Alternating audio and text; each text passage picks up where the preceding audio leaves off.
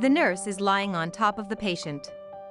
She hears someone enter and quickly hides under the gurney. The patient's wife enters and the husband says that the wife has arrived earlier. The wife replies that she has gone to find out why her husband has not paid the credit card bill. The husband says he was hospitalized and the wife says she can do that on her cell phone.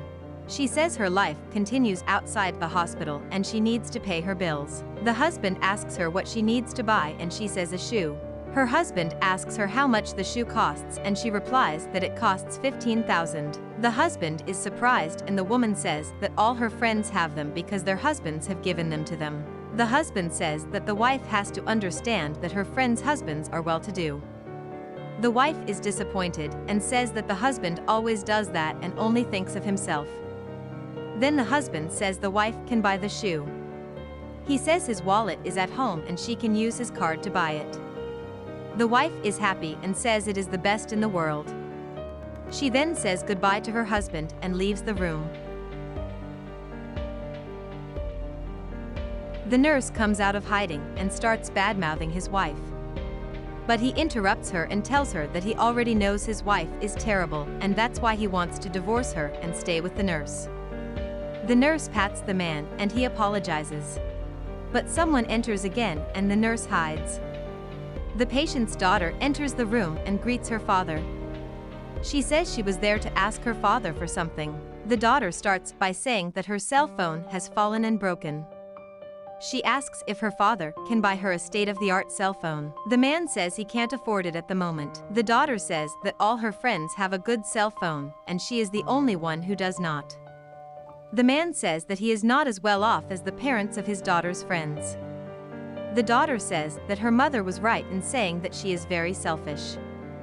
The man asks if the daughter doesn't sympathize with the situation she is in. The daughter says she never gives him anything. The daughter says she better leave because she doesn't want to hear that. The girl then leaves the room without saying goodbye to her father. The nurse comes out of hiding again. She tells the man that she can't believe what she just heard. She says that the girl doesn't even care about her health. The man regrets it and says it's his fault because he always gave everything his daughter and wife asked for. The nurse says this has to stop and the man says he will need the nurse's help to do it. The nurse asks him if he is sure and he says yes. Hours later, the man talks to his wife on the phone and, out of breath, tells her that he is in very poor health and that the doctor has told him he has only a few hours to live. He says he needs his wife and daughter to come to him urgently.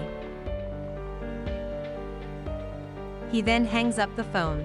Minutes later, the nurse is taking the man's blood pressure when his wife arrives. The wife pulls the nurse aside and tells her husband that she has seen that he is in very bad shape. She says she has brought the will for him to sign, as he may not be alive until tomorrow. The daughter arrives and interrupts her mother saying that she is selfish and thinks only of herself.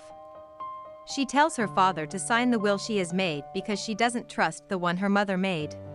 The man interrupts the two saying that they are very selfish and heartless, that they fight in front of him for money. The daughter says that her father may die at any moment and they have to race against time.